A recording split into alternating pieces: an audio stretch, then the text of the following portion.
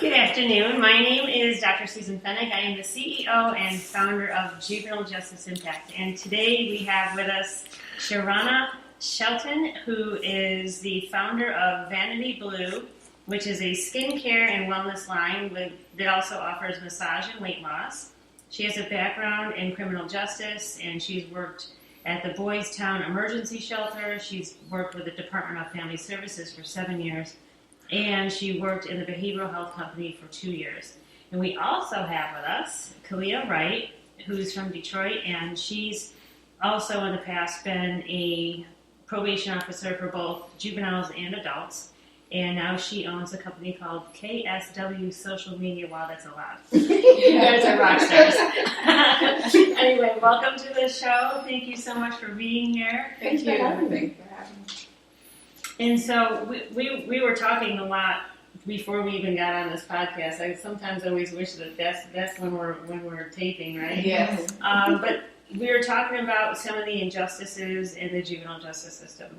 And between the three of us, we could be here for 3 years talking about this topic, unfortunately. Yes. But we also want to talk about solutions that we saw while we were in the systems as well. Right. But the conversations that we were having earlier this morning and this afternoon, tell me about some of the challenges that you saw firsthand. Because I always like to hear what a person saw firsthand, not what they heard of or what they read about. Like, what did you personally experience? Yes. I think the biggest thing that I saw was the frustration in the teenagers. I knew they wanted to do good. I knew they wanted someone to connect to. And what I would notice is when I became relatable to them, it was almost like it was bothersome to the system.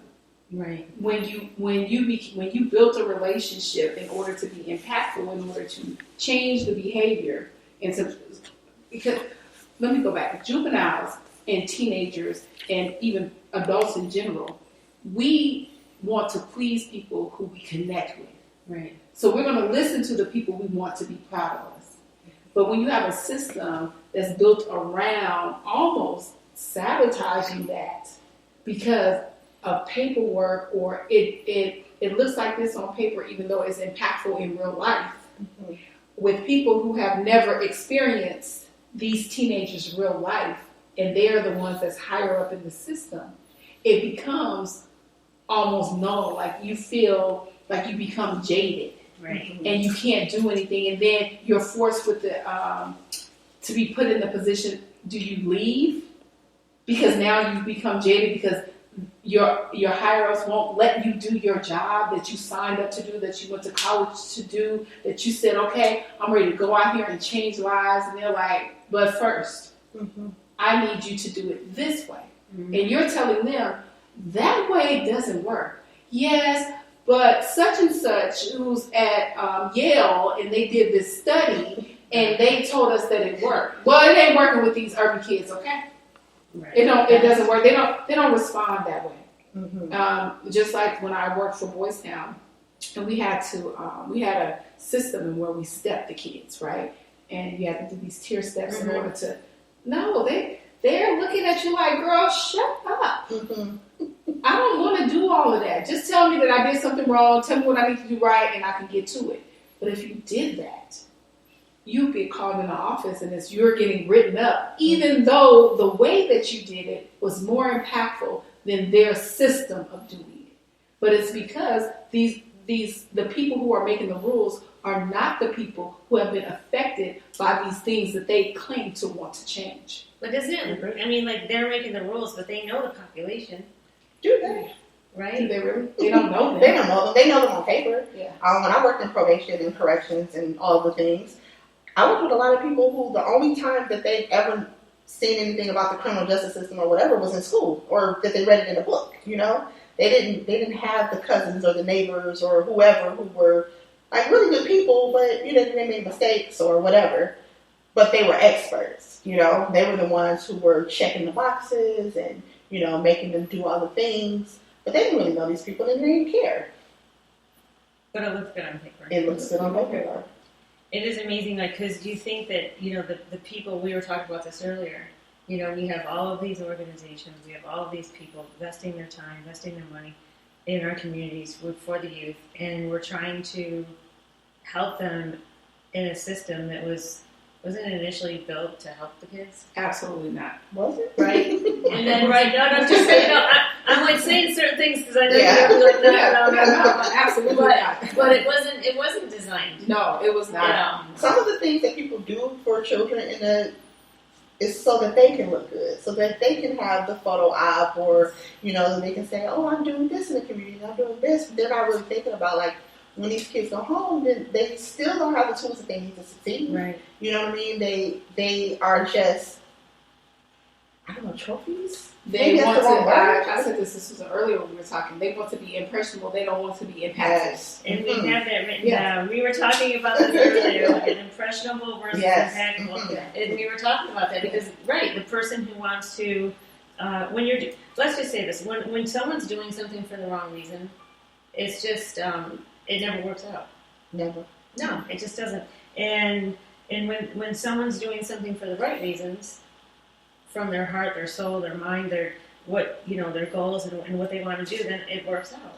In this system, that can be hit or miss. Yeah, it could be. So because for me, I left DFS out of not passion, because my passion has always been a healthy mindset between the adult and the teenager. That has always been something that was important to me because it was something that affected me and that I didn't have. Mm-hmm. So when I grew up and it was deciding what career choice I wanted to make when I went into college, it was, I want to give what I did not receive. If I do that, then I'm always passionate about what I do, right? Mm-hmm. And a lot of that's not what's happening. And I left because I was tired of the adults. Yeah, Really. I was sick of them. Like, you are draining me because you don't want me to be impactful. Yeah. You're draining me because you just want me to facilitate your agenda of your system. But your system is not impactful. Your system is not changing lives. And when I speak, you want to call me intimidating. No, I'm not intimidating. You just don't want to change this. Right. So It's like a revolving door. I agree with that. I agree with everything you're saying. As stressful, let's be clear, as stressful as working with kids is, it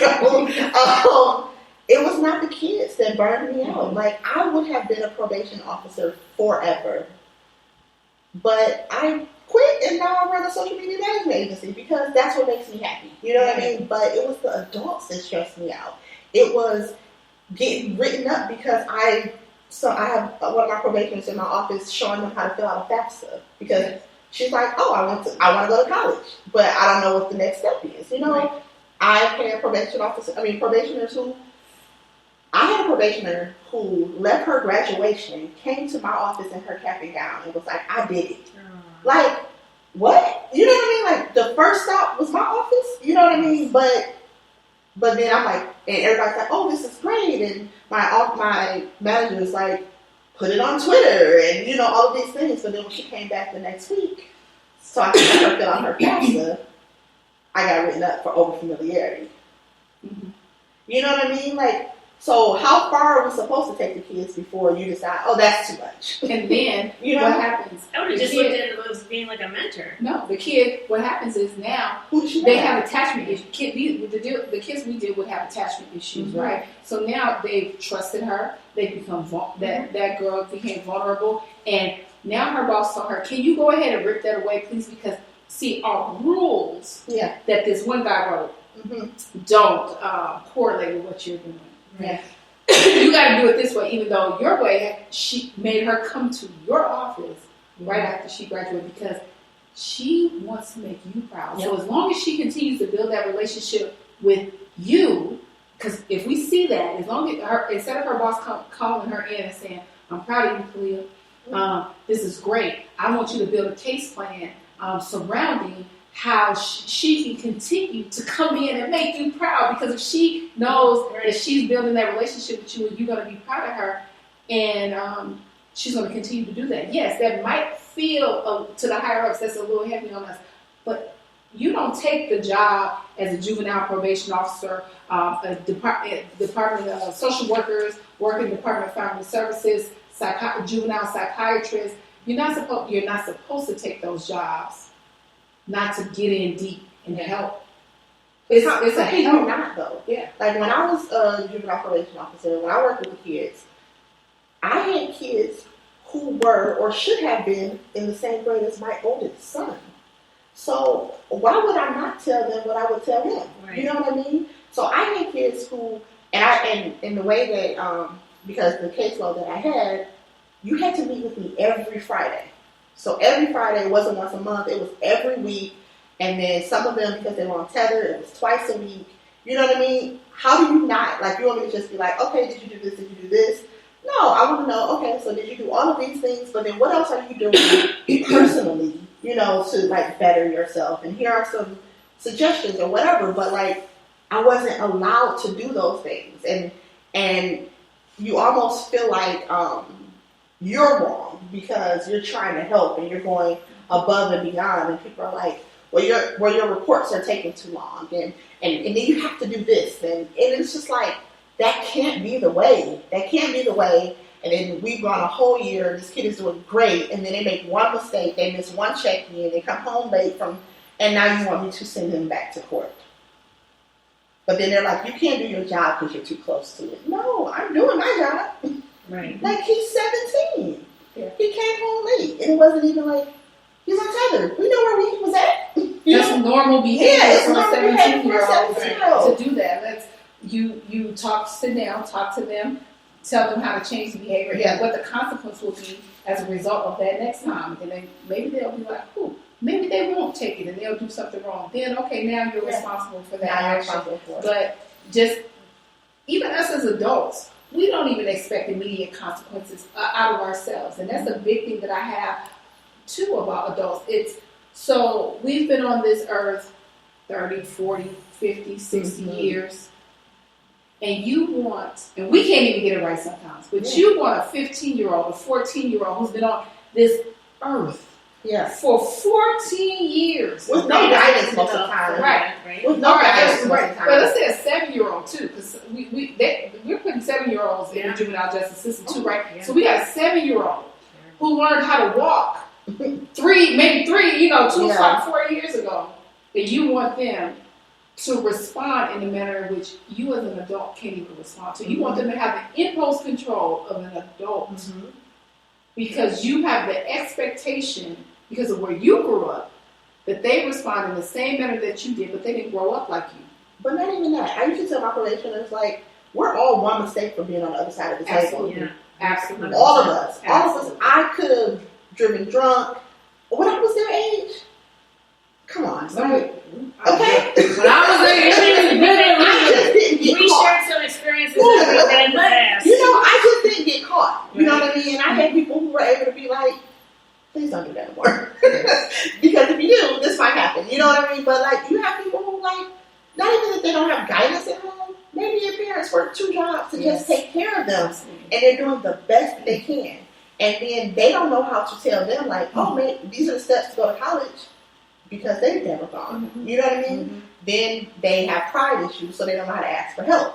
So now, here you are, this person who was, because juvenile justice and justice system and all of those, that's rehabilitation, right? Like, that's what I wrote my thesis on, like, rehabilitation, trauma-based rehabilitation, right? But we're not doing that, though. We're not rehabilitating these people.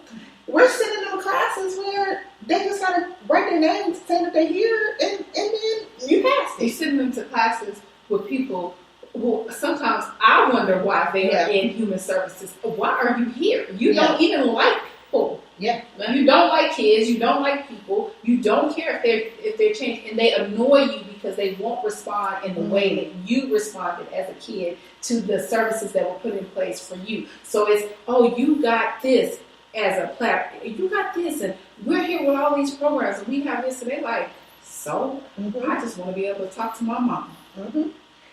So I just want my teacher to stop lying on me and over exaggerating what I did in class. And they do.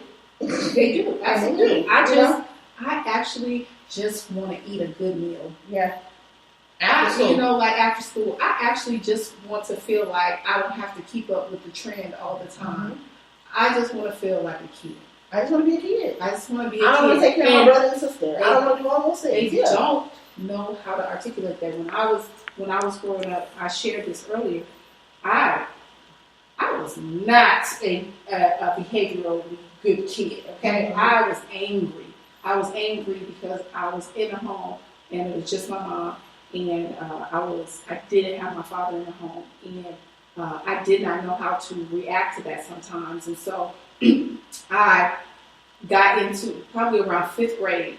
That anger started to come out, and I was in a different environment in school and around different kids now, and now it's like, okay, you gotta learn how to protect yourself. I'm an only child. I don't have a big brother to call. I don't have a big sister to call. I don't have a father to call. My relationship wasn't the strongest with my aunts and uncles. It was me. So it was learning how to protect me in the best way possible, because I knew if I went home and my teachers or someone said I got in trouble, my mom was going to beat my ass. Mm-hmm. Okay? If I didn't take out the trash, mom was going to beat my ass. If I didn't, because now as an adult, I know that's all she knew. Right? She didn't know. And kids were right seen and not heard, right. And do it just because I said so. All those things, right? And so I was angry at home. So what I did was I lashed out on peers. Mm-hmm. So when they would trigger me, I had to protect myself because I didn't want them to think I was no punk, because I was alone. So I gotta snap back immediately. Mm-hmm. And what's the 6th grade? How old are you? 12 in the 6th grade? Is that right? 11. I'm 12 years old fighting. Mm-hmm. Like I'm fighting. I'm walking around with my chest poked out, and people are like, "Oh, that's Sharonna. She got an attitude problem. Don't mess with Sharonna. She mad." But I'm getting A's and B's because I'm smart. Mm-hmm. I'm just angry. I'm smart and angry. So they'll be like, "Well, what's wrong with you?" And originally, what's wrong with you? Nothing. I don't know. I'm mad. Expecting me at 12 years old to explain to you why I'm mad to another adult. I'm like, no, I'm just mad. I don't know. I don't know why I'm mad. Yeah. I eventually changed my behavior, but not every kid will do that. How were you able to turn that around? I got tired of hearing everyone say, "That's Sharonna with an attitude problem." Mm-hmm. I got sick of that. When it was by 8th grade, it was time to choose which high school we were going to. And my mom, I was going for Western High School. And my mom said to me, "You can't go to Western," because she knew I would be fighting. Still, like I would continue that behavior, right? And she said, "You can't go to Western. You better pick a vocational school." At this time, Tech had came out to come to the school, and so 2 of my friends, I was like, "Well, y'all be getting me in trouble, so y'all gotta come to Voltech too, right?" And of course, I had good grades, but I was always RPC. In junior high school, I had got jumped into a game, and actually, I wasn't jumped into the game. The truth. Vulnerable, transparent moment. I was at that point. My boyfriend put me in the game, and that was in a sexual way, not in a fighting way, because I didn't want to fight, right? And I did that, thinking it was going to make somehow feeling like he was protecting me, right? And which I felt like he did at that time, and I fought. Like in the 8th grade, 7th or 8th grade, I got into a fight with this lady, this girl. She kept saying she was a blood, and I thought at that time I was a Crip. So you thought you were? Yeah, because I really was not gang banging. Like I was just following my so-called junior high school boyfriend's lead. Right? He definitely was a true gangbanger from Don Street. Like he was definitely. Everybody knew him, right? And but I wanted to prove to him that I was harder than I thought, than I was too, right? So I got into it with the girl at 7-Eleven, and the next day I saw her, and I just fought her right on Washington and Decatur. I fought her. I grabbed her by her hair, threw her up against the gate. She fell on the ground, and I started to kick this girl in her head. I cracked the back of her head. I remember seeing that. And my friends put me on a jacket, put me on a hood, and we walked off. and we started walking. And then I remember someone pulling up with in a van. It was a lady and a man. They had walkie-talkies. Why we got in that van and didn't run, I have absolutely no clue why we got in that van with these strangers still to this day. I forgot what they said. They took us back to the scene. Police officers were there. They said they handcuffed me and my other friend that was with me, said you're under arrest, put us in the back of the squad car, and I was like, I'm going to be, I wasn't thinking about nothing but I'm going to beat my ass. Mm-hmm. Right? And not that I cracked the back of this girl's skull, not that I'm about to go to jail, not any of that, right? And because I didn't understand the impact of what I had done, right? And so... Because you were how old? I was 13, right? I didn't understand that. So all I'm thinking about is I'm going to get in trouble when I get home. Not that I'm about to get locked up, right? In jail. That at the time seemed worse. Yes, that seemed worse. And so the only thing that saved me was on the last one came in and I heard on the police scanner, we have all officers need to respond to a fight. We have Hispanics and black males. They have balls, chains, bats. And the officer was like, oh, we got to go. And they wrote tickets and undid our cuffs. And I had to go home and tell my mom what happened. And what I recall, because there was a lot of trauma surrounding that, what I recall back was being in court, and the lawyer who was appointed to me at that time was like, she's a good kid, she's never been in trouble like this, and she gets good grades. That was always the thing that saved me when I was fighting, was I was on the honor roll, so she gets good grades. So I never seen any jail time, and as I pushed forward, and it was time to go to high school, I said, I don't want to do this anymore. I'm tired of being angry. I'm tired of my home life making me mad. I'm tired of taking that out on people, so I'm going to just be quiet. Now, granted, I did still get into a couple of fights in the 9th grade and lashed out, but eventually that became something that was not of me and something that I wanted to suppress. But not every kid has that skill set to say, I'm tired. And right now, they're tired seems to be turning to like suicide and things like that. And you know why? No. Because they can't turn it off. Yeah. These kids they messing with each other in school.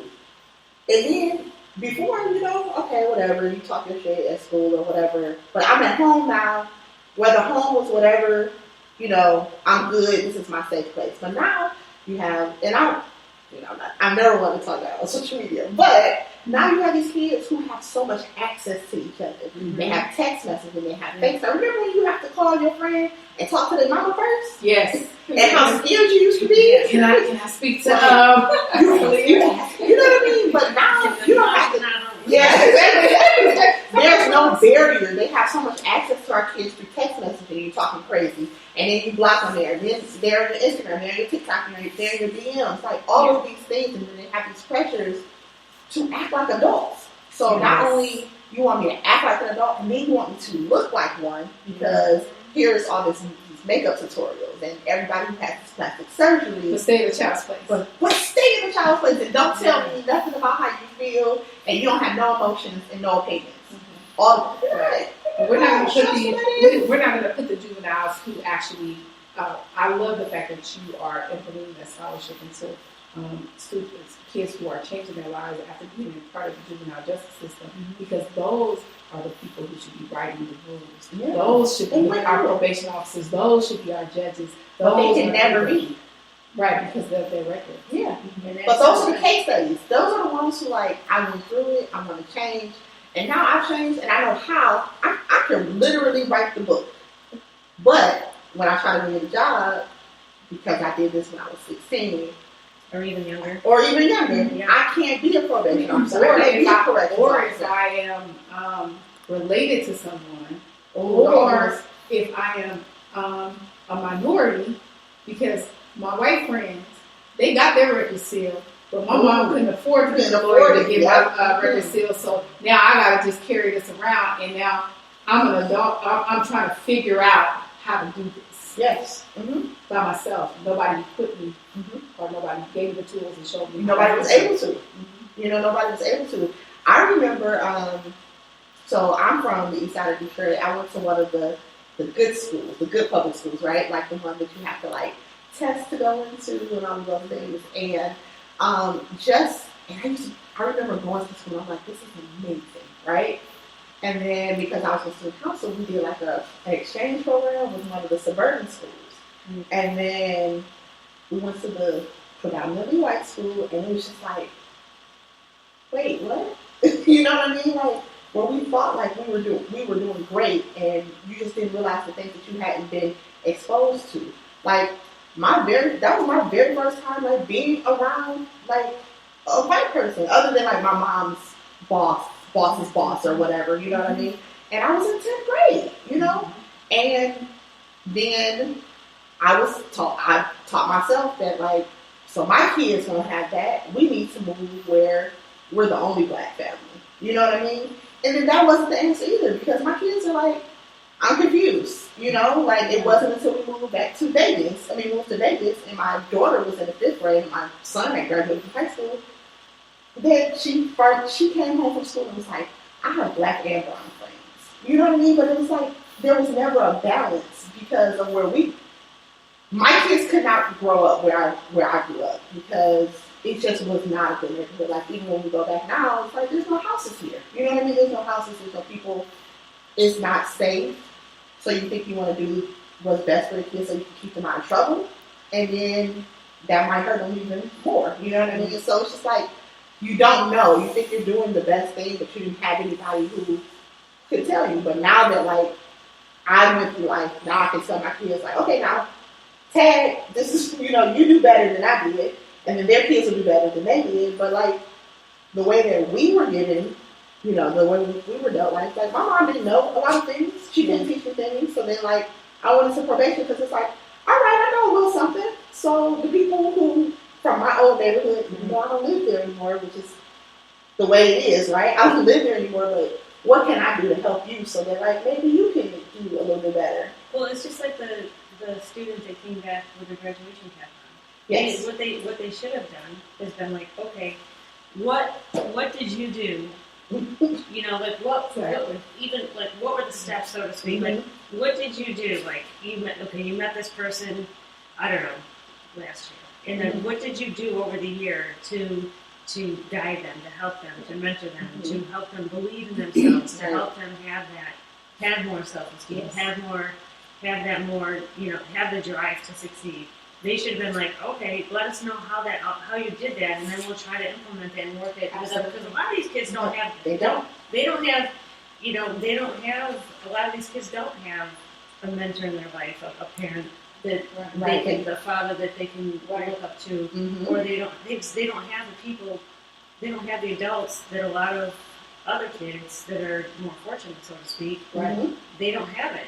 You know, when they have someone coming to you like, hey, I would have done the same thing. I would have ran right through the office and been like, check it out. They gave her to another probation officer. And that was a reflection of you. So guess what? She violated. I was just about to say she violated. Because they gave her to someone else. That's the only thing she got. Because when you took away what was helping me succeed, now I have to, as a teenager, they have to have some sort of control. And her control was self-sabotaging herself, thinking in her immature mind that she was proving a point to these people who don't give a damn. And then now it was like, I don't give a damn about you, because they gave her to a whole. It was so bad that they gave her to a whole other probation officer. And she probably felt abandoned. She felt abandoned, and then she went to jail because she got into a fight in our lobby.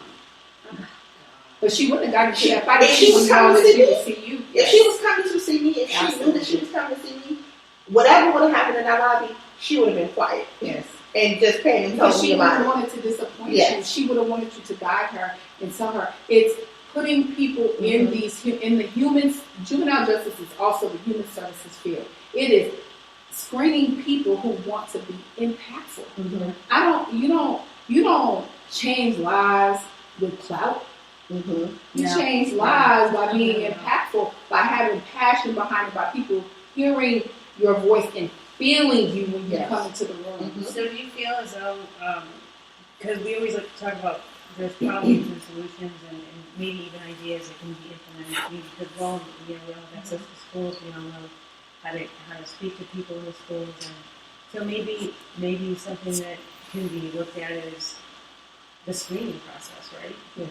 I mean, what's the background? What's your background? You know, but then do we fall into the same category where, you know, maybe the people who have had situations like yourself, you know, you understand more, you know, and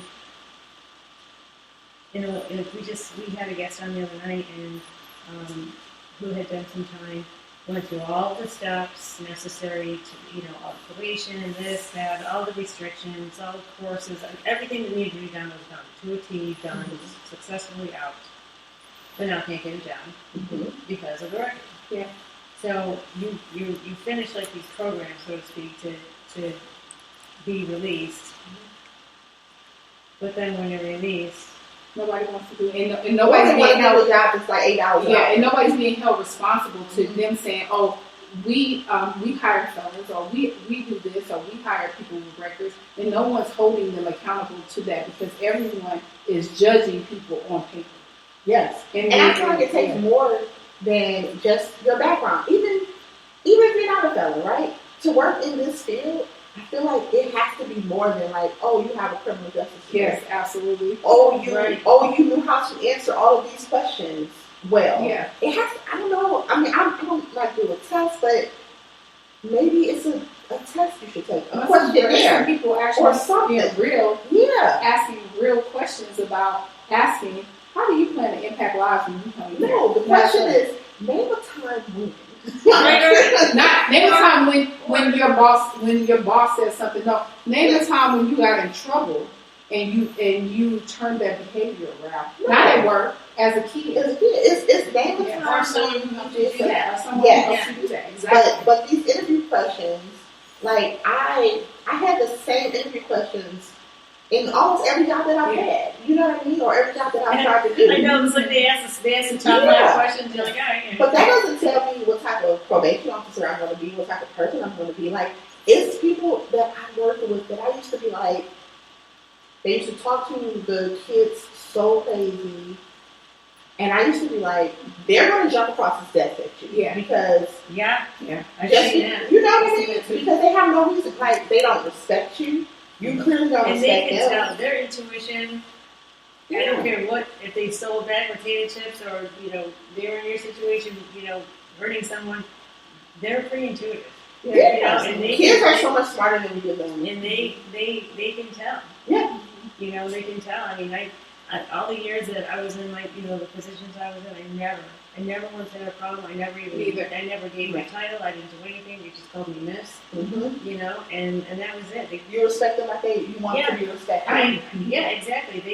They thought I was a lot younger than I was, so it was like, you know, I didn't just, you know, I just kind of just so, you know, if there was a meeting or whatever, I was a person or whatever. But I just try to keep it, you know, approachable, right? You know, and then the person down the hallway, they picked up a whole bunch of pens and like went after, and I'm like, oh my goodness. It's because they want to intimidate them into. It's almost like adults want to intimidate children into reacting in the manner in which they think that they should react, as opposed to genuinely creating a relationship. Because creating a relationship is just like policing. They call community policing.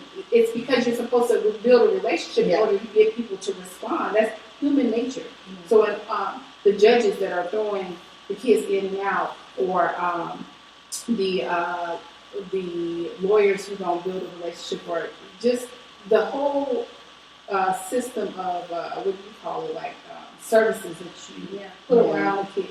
The most important, valuable thing to them is building relationships, especially when you're a kid who's getting in a lot of trouble or you're going through things at home that you can't talk about. My trouble wasn't just because I was mad because I got a restriction. I was sexually abused. Mm-hmm. I didn't have a father. I felt like an outcast. I was the only child. And it was, that's wrong with the attitude problem. They didn't know. It wasn't their responsibility to know, you know, but I was angry. I had a lot going on, and that's why I lashed out. That's where I had control. Right. You know, that's where I had control. And I was about to get in trouble because I didn't have the tools to control myself at 13, 14.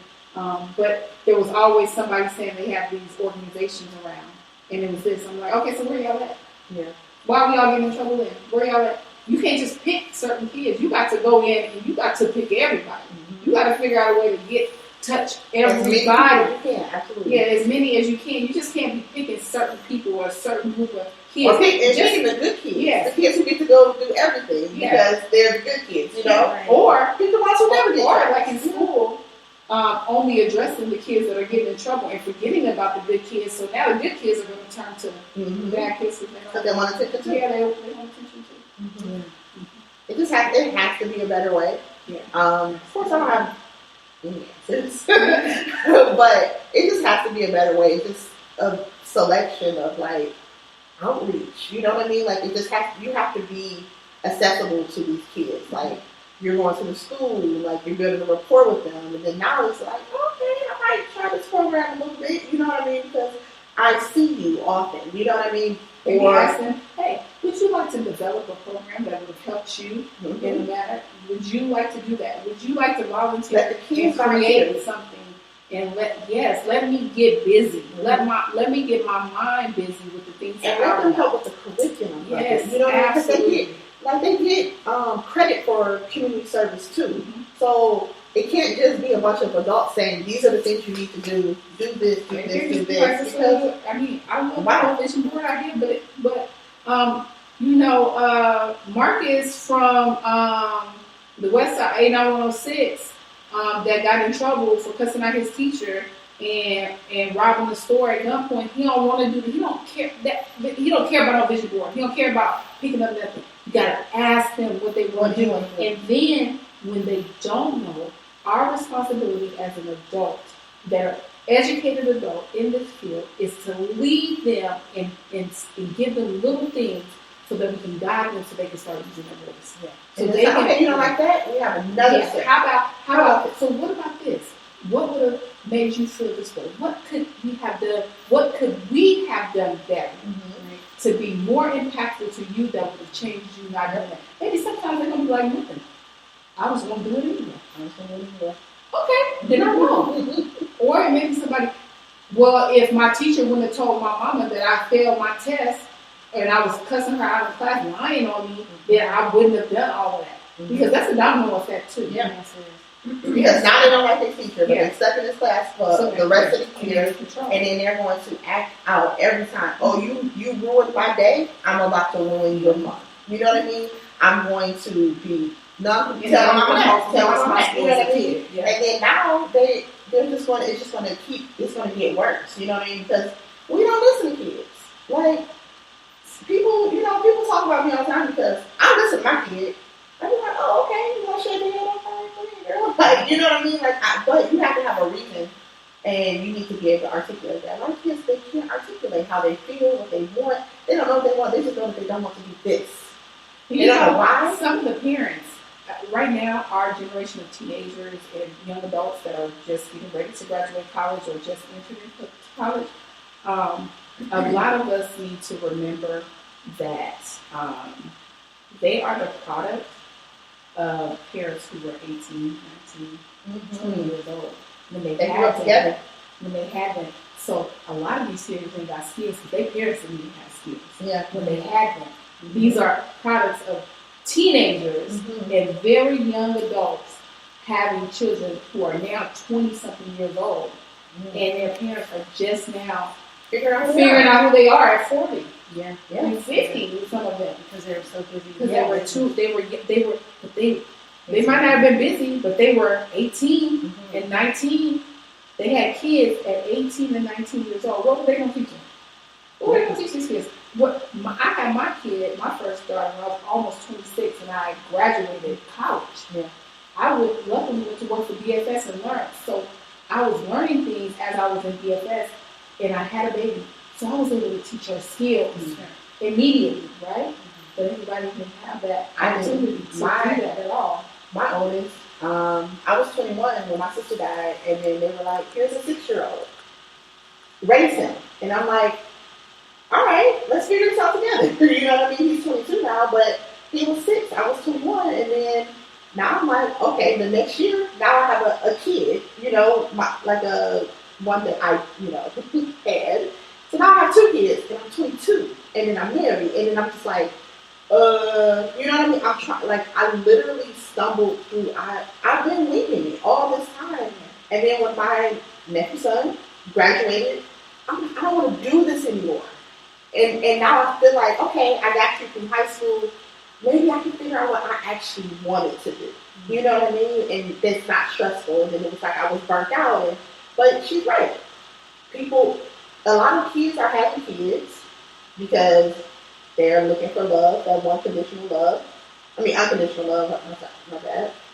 And then they don't know what to give them. You know what I mean? And then they're learning as they go.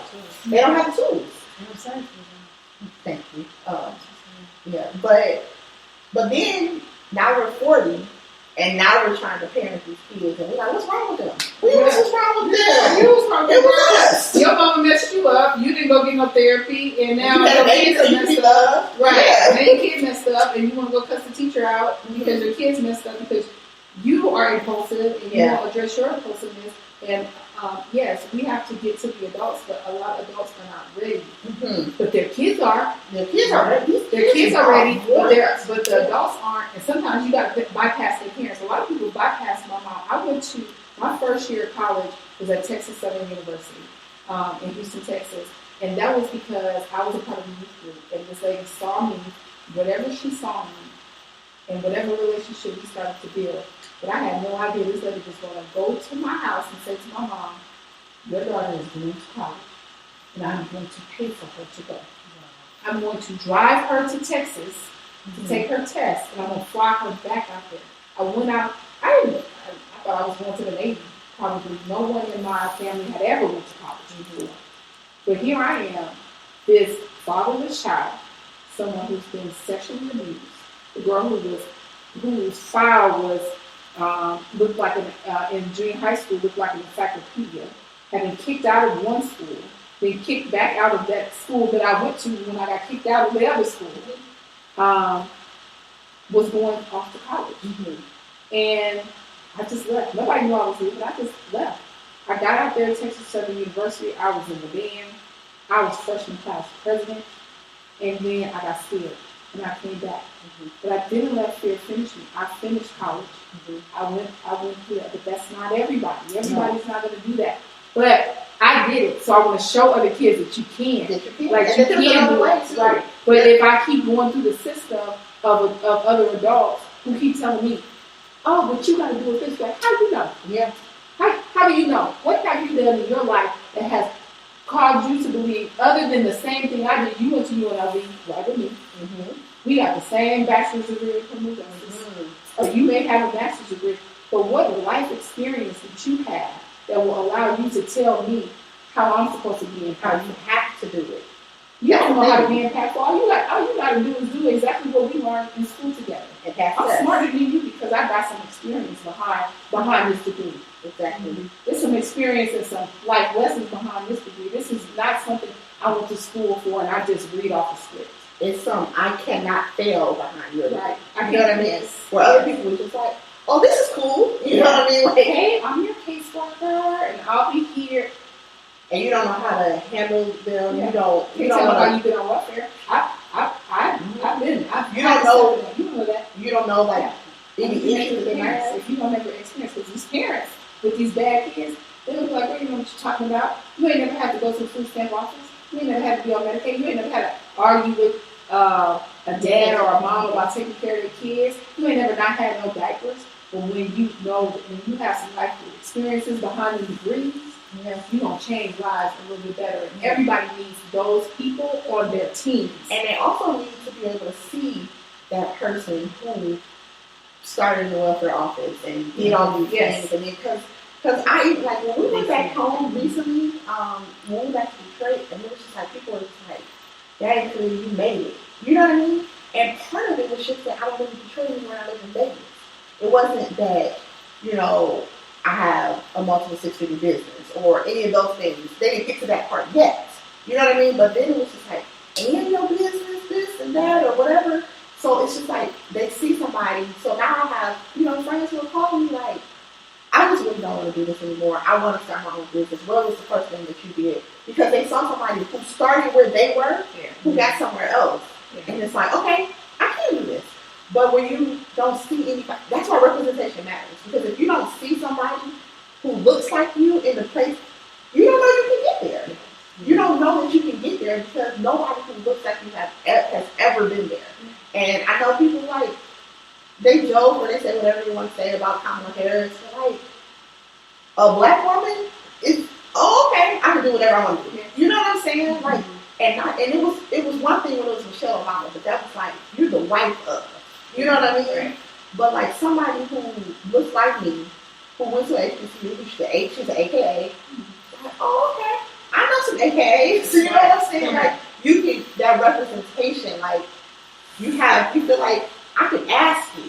You know, I have people who say about you, I'm like, how did you do this? And what is this? And whatever. And like, and my mentor, you know, she's like, you know, she runs a 7-figure business. And I'm just like, I never knew that I could make the type of money that I make because nobody around me ever had money. Yeah. So I didn't know that it was possible. But like when we walked in this building, I'm like, I want this because I know people who got it. Yeah. So I know it's attainable for me. And I think that's important in juvenile justice that when they see me or you across, they're like, oh, you grew up on the east side? And you go, okay. You know what I mean? Like, it was just things like that where it was just like, it doesn't have anything to do with being like white or black or whatever. It's about like location, like the neighborhood. Yeah, you know what I mean? It's the location. That's a whole other podcast. That's a whole other podcast right there. We start talking about zip codes. That's a whole other hour of discussion. But no, I mean they looked up to you, you know. And I'm only bringing up the zip codes because you know zip codes can mean life or death. Yes. And I know that firsthand, you know, and like you're saying, you got out of the situation, and look at how awesome you're doing. You know, now you've got people looking up to you, both of you. Yeah, that's awesome. Yeah, and I'm still feeling like I'm not doing enough. Right, you know what I mean? We all, That's why I was like, we all I'm feel taking that my way. fingers because I feel like it's more I could be doing some more. No, I'd love to have you. And we're and I love that you both know. And Dante is actually on my board of directors. So yeah, and no, when we were just talking this morning, he's like, I gotta get on the podcast with Adrian, and so yeah, we're definitely going to be, you know, mapping out the rest of the year. Okay. When we sit down next week, you know, after the holidays, and we're definitely going to be far more intensive, far more inclusive. You know, the COVID had a little bit screwed it out of it, you know, this past year, but you know, we're going to do a launch on February 12th. And it's going to be for the love of our youth, families, and communities. And I think that that's a great idea. Have the kids come up with something. Yeah. You know, and of course we're going to make like Valentine's Day cards for the Valentine's Day weekend. You know, things like that. You know, and that's some fun that activities. would be the only gift that they could give us. Yeah, and we're going to have a lot of donations for toys, and hopefully, and then we're going to be doing a book drive as well. So we're, you know, it's small things first. Small things turn into big things so that they can accept those larger things that you do and the expectation you have. Some of these kids have never even had somebody serve them food. So okay, maybe we're gonna take them. Maybe us adults are going to sit them all at the table, and we're going to teach them left from right. We're how to set a table. How to set a table. How to receive the serve. Like one of the things I love to see is black women in luxury. The whole beginning to the end. The whole beginning to the end. Like for like my daughter, she goes to she's where we eat.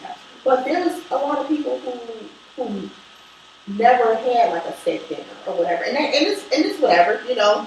Everybody can't, but like, well, they don't know what to do at a restaurant, or they don't know how to, you know, about thank you because no one's ever served them. They're always fixing their own place, and so they go somewhere, you know, they don't know that was the part where it's supposed to, you know.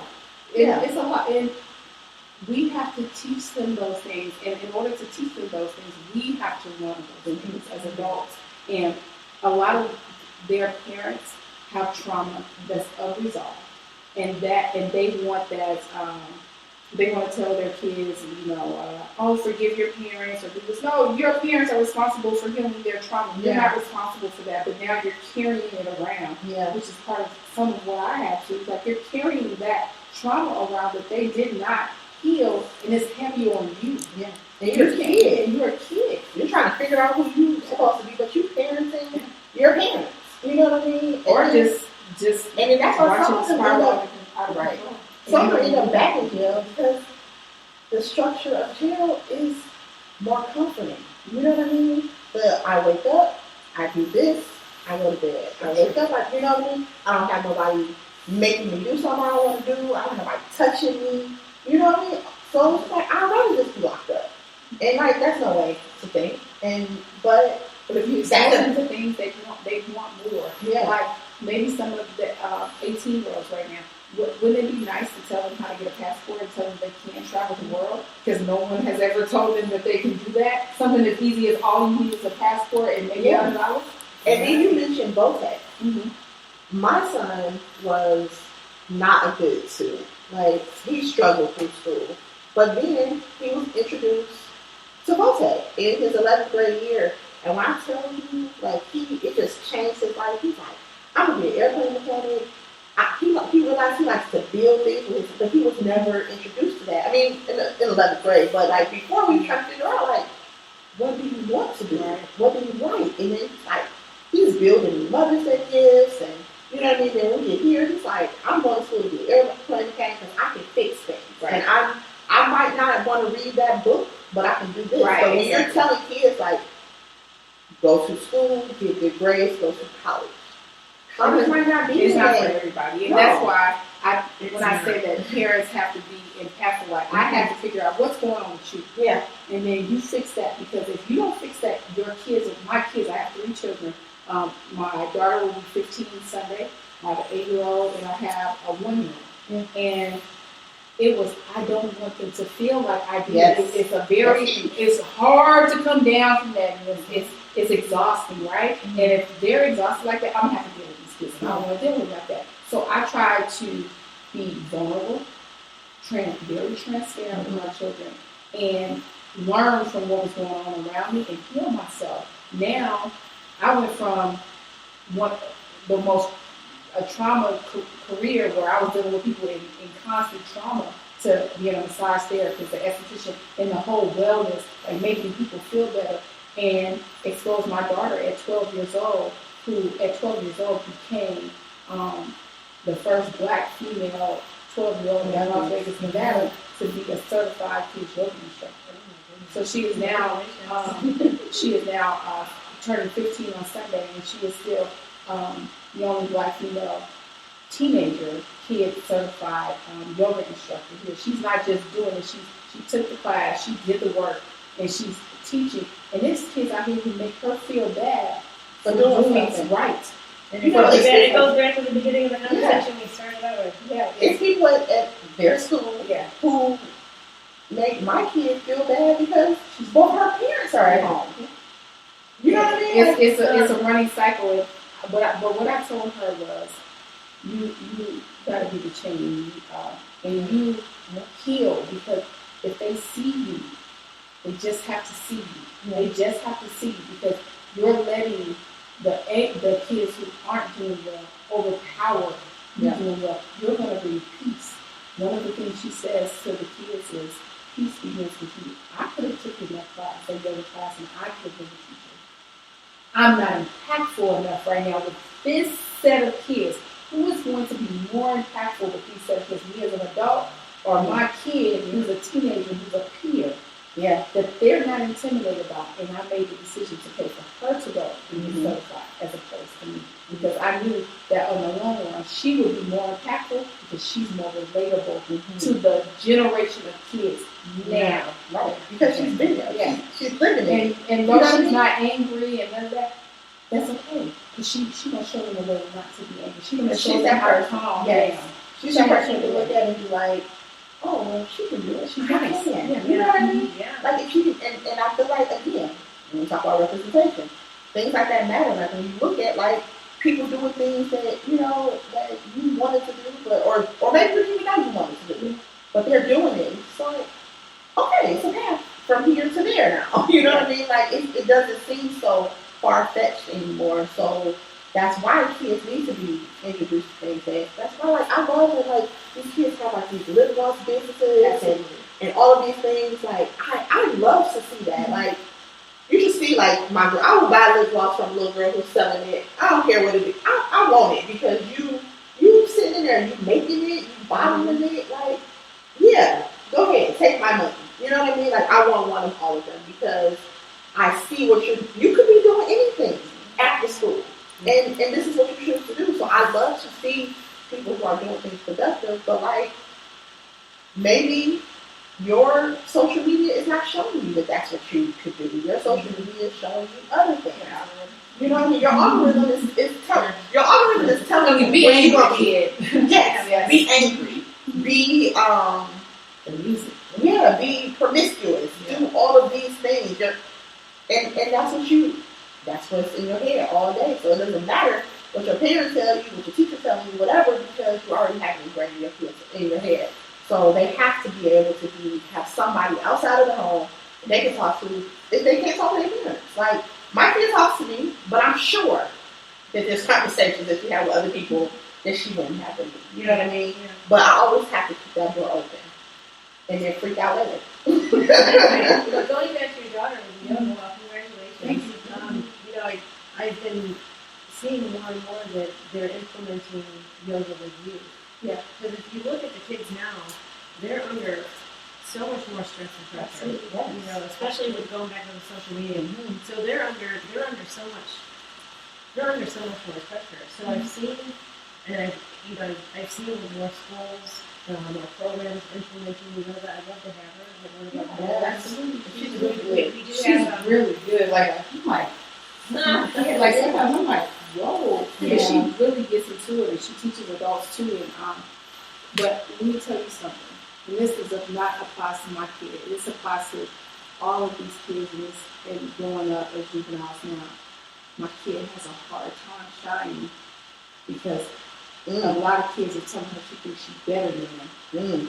And a lot of times that is why they don't want to. They're not. You know, they're not going to tell an adult, yo, I'm not doing good because my peers think I'm better than them. It's just, I don't know you. I'm just being regular. I'm just being mediocre, right? Yes. So I had this chant that I would tell my kids to chant. It would be like, what are we going to do today? We're going to operate in greatness because mediocrity does not live with us, and we are great people who do great things, and we don't need anybody else to tell us what we're doing. I gave them that mantra, maybe up in the car, because my kid was thinking she had to people please. Yeah. She said that people please. She wants to do her own, but she don't want to post her pictures of her nose sometimes. Because these kids are like, oh, you can be better than us. No, girl, come over here and get some of this. This piece begins with you. Like, she just wants you to be happy, actually. And but that kid, they really do want to follow her, but their other friend won't let them do it. It's like a ripple effect. So that's when back to what I said earlier. You got to touch everybody. You can't just touch a certain group of kids. You got to touch the kid at A9081, A9106, A9108. Like, you got to touch everybody because all these kids play a part. It's a puzzle. And everything. They can't just be a part of a specific group. It's your feet got to hit the floor, and us adults have to figure out how to get in there and allow impactful people to do the work that's needed to be done in order to change lives, and then give these babies tools and give them things so they can go out and help change their peers' lives, starting at a young age, not when they become 18. My daughter, when she was 12. Yeah. How are you going to be impactful? Because the kids don't want to be singled out, even if they're the good stuff. You know what I mean? Because, like, my daughter, she's like, I don't raise my hand in class anymore because I don't like when they call on me anymore because I always have the answer. And then it's a problem. You know what I mean? And it's people like, oh, you think you're smart. Oh, you think you But then when she, like, you know, when she was having her anger issues, when she snapped on people, now she's angry. You know what I mean? But, yeah, she's angry because it's out of her ear. You know what I mean? Yeah. So it's hard because it's like, I don't want her to dull her shine for anybody. And you know my kid, But it was at one point where she really was like, I'm struggling with this because I don't want to snap. But I also don't want to shrink. What do I do? You know what I mean? Like they don't know what to do, and then you're not there every day, so you can tell them like the mantras and all they these think things. they just tell them that because you're their mom. Yeah. And that's why I like to be transparent with my daughter. Like I'm like, when I went to the next grade, Yeah. none of the girls like me. They Nobody. all wanted to fight me. If anybody on this listen to this podcast and they went to Votech, I remember. Okay? I remember all y'all wanted to fight me, and I thought to myself, at 14, everybody doesn't have this skill. I said to myself, well, I'm like 18 years old. I'm 14. Why I'm you like, mad? why are you mad at me? Yeah. I'm 14 years old. I'm a kid. Because I thought they were so much older than me. Yeah. Then I had to go on protection mode. And what happens? If I go on protection mode, I'm fighting. I'm in trouble. Yeah. I'm in the system. I'm getting RPC. My mom had to come to the school all because I was just trying to protect myself. Yeah. Even though I couldn't figure out why, because I don't know why y'all missing me. Yeah. It's just a ripple effect of everything. Yeah. I always tell my daughter, like, you won't know these kids in 5 years. But that's also not realistic because she's 14. She can't see 5 years from now. Right. She's living it every day. And it's just like, I'm just tired of them saying this and I'm tired of them saying that. So that would be one of the reasons why she would want to act out. Because I'm tired of being a good kid. I'm tired of turning, like she would do homework and leave it in her backpack and never turn it in because Brianna turned in all her work again. The only person who did this was Brianna. You know what I'm saying? And so she stopped turning in her work because They go to a college preparatory. they go to college So, and preparatory. this is what's happening. Yeah. But they're in they are in a 906 too. But they are at a college preparatory school. But my daughter does that same thing. Like they dumb themselves down because they're getting talked about, and it's hard. And that's the reason why partial of the reason why I joined the executive board because I will tell you. I remember calling Kalea one day, and I was like, all these kids is not going to get in trouble over 2 kids acting up in school. Oh, they're going to class. they're going to learn how to. These adults are going to learn how to manage behaviors properly and stop making all the kids responsible for 2 kids' behaviors. Yeah, it's a lot. It starts, I mean, it doesn't just start in the school, but the school is a big chunk of their life in school. And when they have teachers who are too busy to listen to them or just not willing to listen to them, they can't grow in that environment, or not paid enough. You're right. They're not paid enough to listen to them. But it's just like, it's just very hard. I feel like all of it leads to like, the pipeline to prison, from school to prison or whatever. Like that's really a thing because it's like feeding these kids. That's what they pay teachers the same salaries, almost the same salaries you pay the principals who's actually not teaching. Okay. Yeah. Imagine if teachers had got enough rest before they had to come in and teach. Before we started the podcast, we were talking about different hours of school. And she came up with this idea. Imagine if we didn't. She said, "What did you say?" You said, "Imagine." They have to be at school 7:30. If they didn't have to be at school so early and would get out later. And the parents would Like if they were able to get up at alarm clock was going off at 7:30. They ate a good breakfast. Then they got to go to school. The teachers would also got to do that. Yeah. And then they got out of school at a time, maybe an hour or 2 before their parents got off work, as opposed to 5 hours before their students, their parents got off of work. And then they're in safety for 5 more hours. Right. They could have been in school. Why are they up so early to go to school? What's the point? What is the point of being at school starting at 7 a.m. or 7:30 a.m.? Nobody has to be at work at this time. And you have buses. So I would rather parents be gone to work in the morning and their kids have to get on the bus than after getting out of school and they have so much idle time. And that mob mentality. That mob mentality. You gotta so now you have 50 kids getting out of school with nowhere to go. Yeah. So they're going to go to one person's house or one person's neighborhood, and they're going to get in trouble because I'm not saying all kids are idiots, but it's idiots listening to idiots. You know what I'm saying? Like they're like, and their parents are not home, so they're like, let's go do this, and it's like that sounds like a great idea. No, bro, that's a bad idea. But they don't have anybody, or if it is, to people that's like, no, it's 50 of them. So that my mentality is like, we're doing this. And now all y'all in trouble. Not all y'all in trouble. So now y'all drinking and y'all smoking and y'all, what? I had my daughter tell me about some kids that they were smoking, and they were like, "Oh, you don't smoke? Oh, you don't cuss?" And now she's like, "Oh, I cuss sometimes." And it's weird because if you ever met her, you'd be like, I can't. It's not "You gotta use a swear word," but it was so she could fit in. Yeah. And so they could stop saying she thought she was better than her, because what I told her was, you're going to learn how to use your vocabulary. If you have a strong vocabulary, you can cuss in. But guess what? If your vocabulary is strong, you don't have to cuss. And so she never did, but she got. Oh, I know mine curse. I know mine curse. She told me now she do. I said, oh, Yeah. okay. Yeah. That's not a battle I want. That's not really the battle I want to fight. That's not These are different kids. Yeah. You know, we got to change.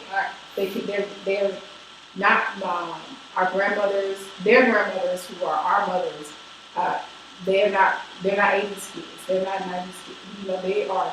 There's a different set of kids dealing with different triggers and committing suicide. Yes.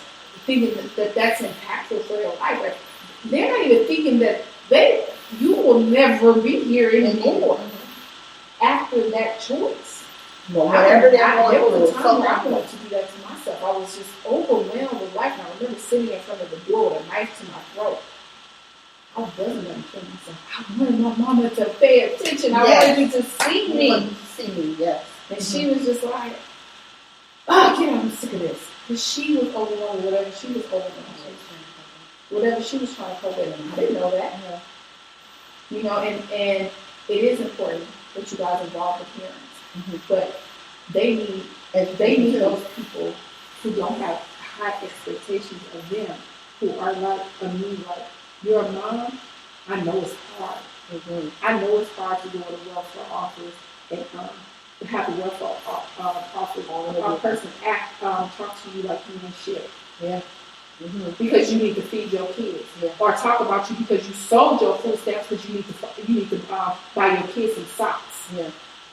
Or somebody told you you can't feed your kid Little Caesars every day because all you got is $5 and you're trying to do the best that you can. Mm-hmm. I get it. I've been there because, again, we're all one decision away from being in any line in food stamps, welfare, not having a job, being in jail. And the pandemic shut everything down, and everybody needed help. Yeah. You know what I mean? So to look at people because they need help and they're actually asking for it, like, imagine the audacity of you. You know what I mean? Mm-hmm. Like, do you know what it took for me to get out of this bed and tell you that I ain't have no money and I got this kid at home? Mm-hmm. Like, or guess what? My kid is here with me because I ain't have a babysitter either. You know, you what I mean? also can't, like, you giving all these toys out, right? The toys for Christmas jobs and stuff like that. That's nice. Yeah. Is that really impactful though? No. Would it have been more impactful if you asked them, if you had a Visa gift card, or somebody went down to Nevada Power and paid off all these power bills that's over there? Our grocery card. Yeah. Something they can actually use. Something they can use that's tangible, that's going to change, so they have healthy lunches. Or can I? Or lunch. Or Not even healthy. Yeah. A lunch. We'll get to lunch. Right. Or but no, yes. let's with the parent, right? So you're doing a parent class. Let's separate the kids from the parents. Yes, break out. I'm going to take my parents here because my kids don't care nothing about nutrition. They don't eat McDonald's. Or they don't eat what I give them. So I'm going to take my parent and teach them why it's important to be hummus and have food in your refrigerator and drink spring water. I'm going to teach them how to. I'm going to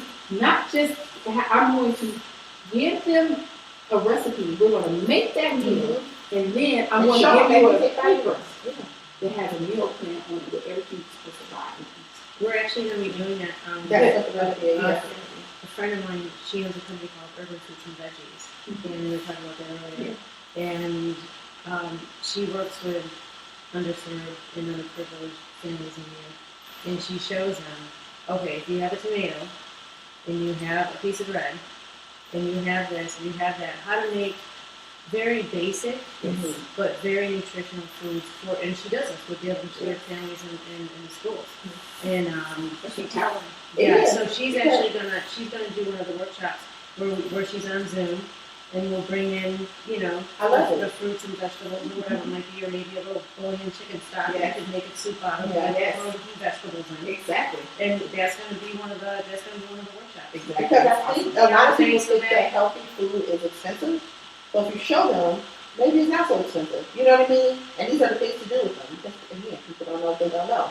So you're just like, I can't make that because it's gonna cost way too much for me to do it, and I don't have time to make it. But if you're like, it's cheap and it takes you 10 minutes to do it, they're like, okay, now I have it. Before we look at it. Kids and parents who have dinner at home now. For a parent, that's impactful. Yeah. Because now you feel empowered in your household because you're able to now do something that serves a purpose in your household. Now you serving that purpose because you can make dinner. Now you and your kids can sit down and talk because you're not frustrated about something. So now you're talking to the kid. See, little things like that starts the ripple effect, the domino effect of why these changes need to happen. Why these little things? Why our parents sometimes don't want to be vulnerable in front of their children. So it's important that when you're doing these impact groups that you're separating them, and then once they're equipped, you bring them back together to show each other. You tell those parents, you tell her. Yeah. Because they don't know how to say it. This is the key. And they never had somebody tell them. Yeah. You never That's had what they don't know. Like, like how I don't know, we mentioned offline, but like, I've done a lot of things and I still feel like I haven't done enough.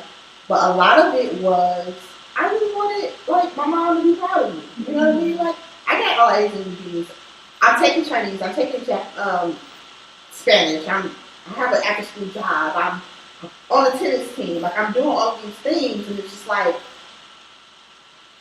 okay, now I'm graduating from college. Oh, you left my graduation early. Okay, now I'm graduating from college again. Now I got 2 master's degrees. I got a bachelor's degree. Can you just be proud of me? You know what I mean? But like, my grandma never told her she was proud of her. You know what I mean? So her love language was not, really, I'm so proud of you, and I'm so happy that you did these things, or whatever. Like it just wasn't it, but that's what I needed. So I just kept doing it. But I just needed her to be like, I'm proud of you. You know what I mean? And a lot of these kids, their parents never had anybody tell them that. So now that these kids are doing something, we don't know that, like, give out the love that you never gave. Be the person that you wish you had when you were younger. You know what I mean? We don't know that. We're just like, well, I didn't get it, so that's it. You'll be all right. And I want to bring it back to the girl that came to your office with the graduation cap on. I mean, what taking you out of that situation was the worst thing they could have done. You know, not just for her, but for the school, because I'm sure there was several other students that looked up to you as a mentor, because there was just no one in their lives probably that had someone like that. And that's just terrible. It was her. That's like my one thing that it was a bunch of kids who came through who I'm just like, There's come always on. that one case. But that case was literally when I was like, and it was around the time when my husband was like, when the girl went back to jail, and my husband, and it was just so bad at work, and my husband was like, let's just renovate this. And I'm like, all right, I put in a 3-month notice. Like, I put in a 3-month notice to my job. I was like, my last day is going to be May 5th. They're like, she not quitting. I packed up my office, because I gave it to them 3 months ago. They forgot. Oh, you thought I was playing? I put in my retirement work. I packed up my 401k, and we left, and I started my business, and that was it. Like, I just could not do it. It was just like, I can't see kids who look like my kids just going back to jail over and over again. It was bad enough you were in my office, and I'm like, put on your tether. You know what I mean? Like, put on your tether at 17, 16, like, because nobody ever told you, like, use your words. You know, like, all of those things. So it's just like, but then when I put in so much work, and then to just like, all right, you just undid everything that I did. That hurt. That hurt. Yeah. Yeah. I was just We were all in similar. It just dawned on me. We were all in the similar, basically, office pretty much, you know, and we all moved on to do bigger things to help the masses. And I know that you know, when we were in those situations, you felt trapped, right? Yes. Cornered. Yeah. I forgot, you felt in traffic, I think you said before, but you feel like, you feel like you're boxed in this corner, and when you try to step out of the rules on the paper, like you said, by bringing the girl in that just graduated, or you know, some of the students that we've given extra special time to compare to because they were seriously proving themselves. 100%. That was always like, How dare you like them? Right. How dare you actually be a human services worker? Yes. you know, I remember when I was finishing the master's degree, there was a few of my friends were like, I don't want to do this. Yeah. And then I was like, don't. Don't. Yeah, don't, please. Exactly. You know, I'm glad, You have don't. to want to You do know, it. it's like you have the degree, you'll have it for the rest of your life, Yes. you know, maybe 10 years from now, that might be a field you want to go into. But if that's not what your passion is, and that's not what your heart, your mind, and your soul is, just forget it. Please go to Wall Street. I can never go. Yeah, I can never go back into that work in the structure that it is. Like, it is, and after being an entrepreneur and making your own rules, it's like I can't live in this box that you gave me. Like, I want to help people the way I want to help them. You definitely want to fire me. Because you definitely want to fire me. Because I can't do it. I can't. Like, these rules are stupid. It's not going to work.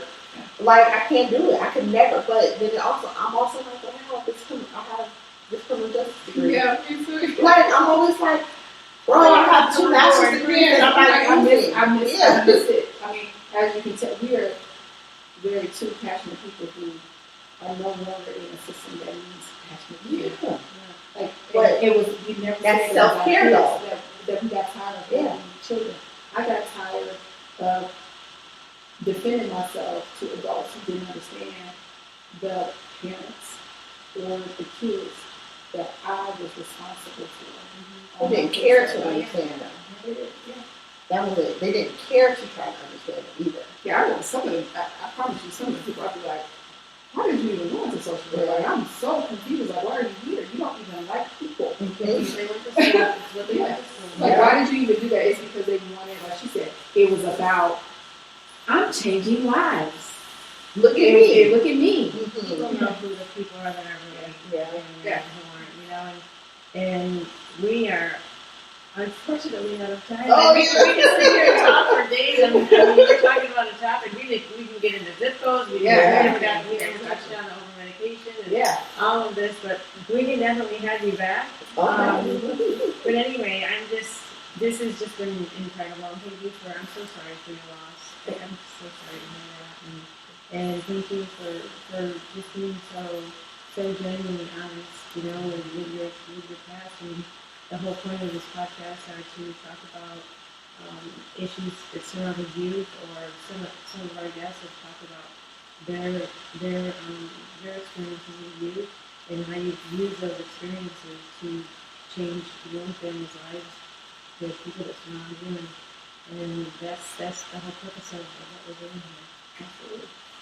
And is there a way that people can find out how to get to Vannity Blue to get that special occasion? Oh, yes. Well, if you're tired of these kids, no, you need to relax. After you finish up your, after you finish your 8 and hit the game. Right. I like that. That's the correct day. I heard it every day. I'm like, oh my God, wow, you're so passionate. I just like can't wait to do that. The people that come in like 30 seconds before the lunch. Right. You know, Yes. and they're standing like this before they crack out for lunch. Yeah. Well, you can find me on Facebook is Sharonna Shelton, and I am on Instagram as Vannity Blue. That is VANNITYBLU. And you can, my email is vanityblue@gmail.com. Wonderful. Oh, if you are looking to increase your online visibility, you can find me on Instagram at KSW Social Media, Facebook KSW Social Media Management, and our website is kswsocialmedia.com. And we can be reached at www.impactjji.com. You can send us an email at juvenilejusticeimpact@gmail.com, or you can pick up the phone and call us at 888-JJI-0010, and always feel free to hit that donate button, because when we have funds coming in, then we have money for like the equipment that we're using, and we have money for the supplies that goes towards the workshops and just all sorts of really great stuff that we do in the community. So thank you so much. Thank you for having us. Thank you so much for being here. It's just such a pleasure to meet you. It's just crazy that we're all friends with so many people that we didn't know that we were friends with. Right. I love it. So, 67. yeah, Right. so we'll have you both at our first workshop, and I think you'll be your daughter, and thank you so much. Thank you.